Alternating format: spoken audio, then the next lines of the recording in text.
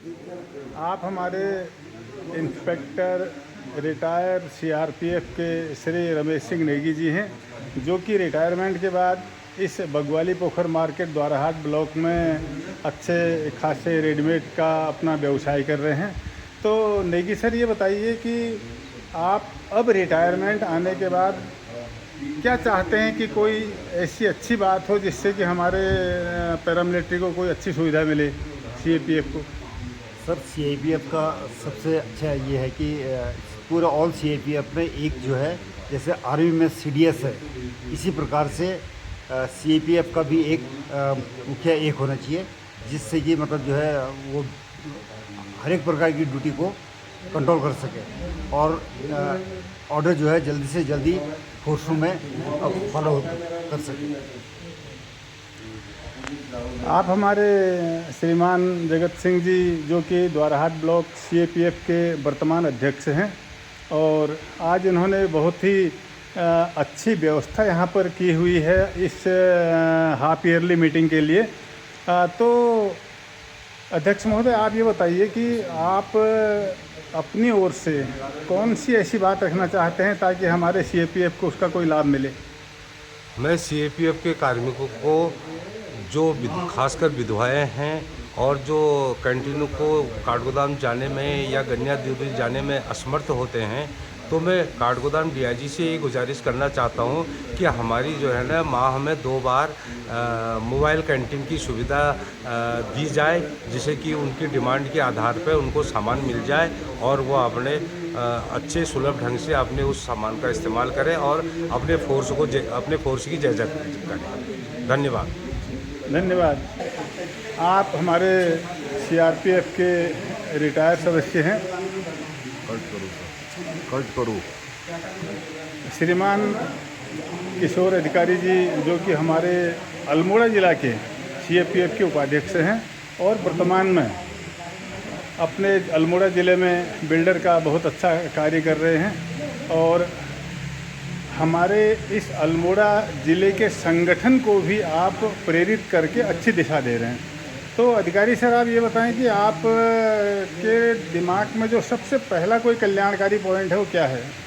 Sir, मेरे उसमें सबसे कल्याणकारी पॉइंट ये है कि हम अपने संगठन को मजबूत बनाएं, ताकि हमारा जो नीचे से आने वाला जो सिपाही है उसको एक अच्छी फैसिलिटी मिल जाए, जिससे वो अपना दिनचर्या चला सके, आने के बाद रिटायरमेंट आने के बाद अपना अच्छा परफॉर्मेंस दे लोगों के बीच में। क्योंकि इस युग में तो आदमी जब उसके पास हर फैसिलिटियाँ होगा तभी वो आदमी कहलाएगा, वरना कुछ नहीं है।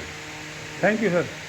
आप हमारे सीमा सुरक्षा बल के retire head constable mechanic Rajendra Singh Negi ji हैं और वर्तमान में इस बगवाली पोखर मार्केट में बिल्डिंग मटेरियल का शॉप चलाते हैं।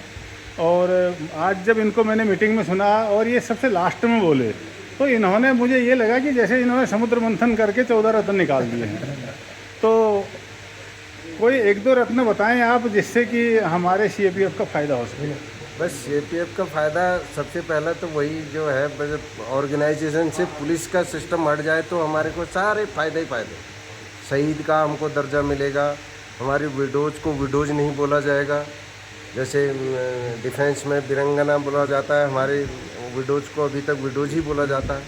कोई उसको फैसिलिटी नहीं, शहीद घोषित नहीं कहलाते हैं। जबकि फ्रंट लाइन पर बॉर्डर सिक्योरिटी फोर्स मर रही है, उसके बाद फ्रंट लाइन पर आईटीबीपी मर रही है, कुछ नहीं मिल रहा है। और फिर उसके बाद अगर हम कोई एक्समैन के लिए कोई भी कोटे पे लड़ाई लड़ते हैं तो वो बोल देते हैं you are from paramilitary force.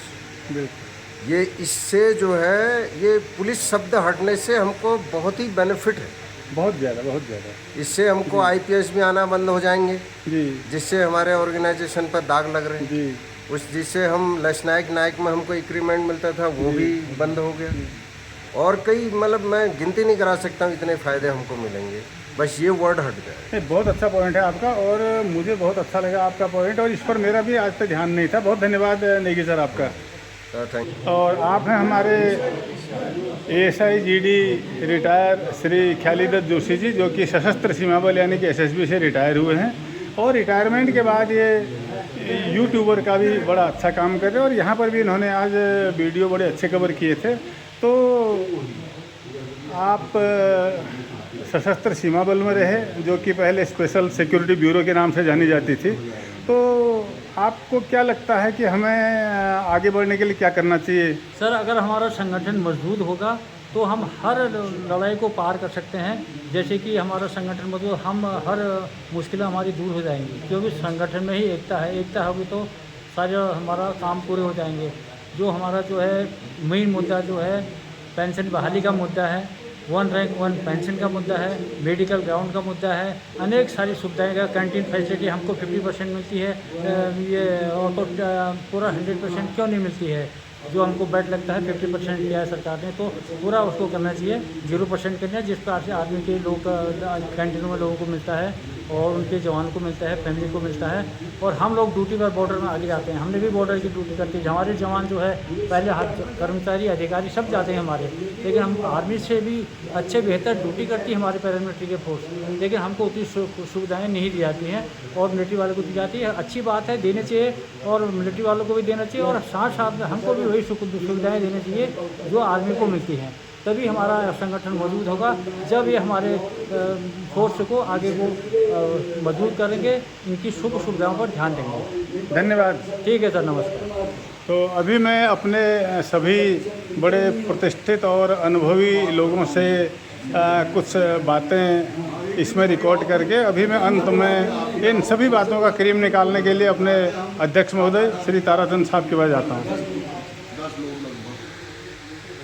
आप हमारे अल्मोड़ा ज़िला के माननीय, कर्मठ, परिश्रमी और यानी कि 24 गुणा 7 गुणा 365 दिन कार्य करने वाले और अपने जेब से खर्च करके कार्य करने वाले deputy commandant retire Bharat Tibbat सीमा पुलिस श्रीमान तारादत्त शर्मा जी, जो कि केदार मासी चौखुटिया से हैं और आज यहाँ पर द्वाराहाट ब्लॉक की मीटिंग में आए हैं। तो सर, यहाँ पर बहुत सारे लोगों की हमने बातें सुनी हैं, समस्याएं सुनी हैं, नए नए पॉइंट सुने हैं। तो आप इस जो घड़े की क्रीम को मथ करके कौन सा मक्खन निकालने वाले हैं वो बताएं ज़रा। सब प्रथम मैं सबको नमस्कार कहता हूँ और मेरा नाम आपने बता ही दिया है। मेरा सबसे अनुरोध है, चाहे उत्तराखंड सरकार है चाहे सेंट्रल की सरकार है, उनसे अनुरोध है कि हमारे जितने भी पॉइंट आता हम लगातार लिख के दे रहे हैं और हमेशा लिखते आए हैं कि बल पर जोर दिया जाए, न कि पुलिस पर, क्योंकि बार बार पुलिस लिखने से हमें कई घाटे हो रहे हैं।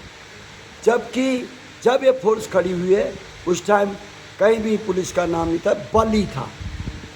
भारत तिब्बत बल फलाना या BSF या CISF, ये बल के नाम से जाना जाता था, पुलिस के नाम से नहीं जाना जाता था, जिससे कि हमारी हर चीज़ें समस्याएं हट जाए। बाकी जो समस्याएं, उत्तराखंड सरकार से मेरा अनुरोध है कि आज तक अब ये करीबन 4-5 महीने होने 6 महीने होने जा रहे हैं, अर्धसैनिक कल्याण बोर्ड बनाने के लिए माननीय मुख्यमंत्री जी ने घोषणा की थी कालगोदाम में, उसको अभी तक धरातल तक पर नहीं उतारा। मेरा अनुरोध है शीघ्र से शीघ्र इस पर कार्रवाई की जाए, क्योंकि एक परिवार का बात है, ये अर्धसैनिक बल पूरे उत्तराखंड की बात है, पूरे देश की बात है। ये मेरे आपसे अनुरोध है। साथ ही जितने भी लोग यहाँ पर आए हैं और सब लोगों ने अच्छा, यहाँ पर मुझे आज ऐसा लगा कि अच्छी जगह पर एक अच्छी गैदरिंग भी हुई, मीटिंग भी सही हुई और ये संदेश पूरे बगवाली पोखर, पूरे द्वाराहाट, पूरे देश में, पूरे उत्तराखंड में जाएगी कि अर्धसैनिक बल भी एक फोर्स है, बल है और जिसका भी एक अपना महत्व है। इसलिए सभी सरकारों से मेरा अनुरोध है कि हमारी सभी समस्याओं का समाधान किया जाए। धन्यवाद।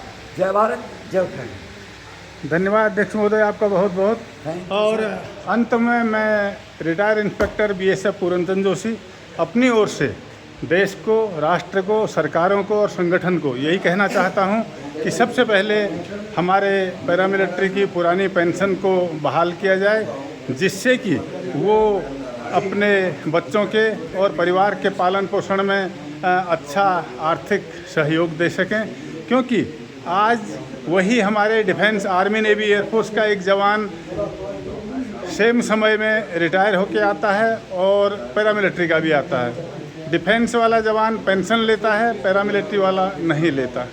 तो दोनों के परिवारों के रहन सहन, खान पीन में बहुत बड़ा एक अंतर आ जाता है। इस अंतर को पाटने के लिए सरकार से निवेदन है कि वे ओल्ड पेंशन स्कीम को तुरंत लागू करें। और इसी के साथ आज की मीटिंग यहाँ समाप्त होती है।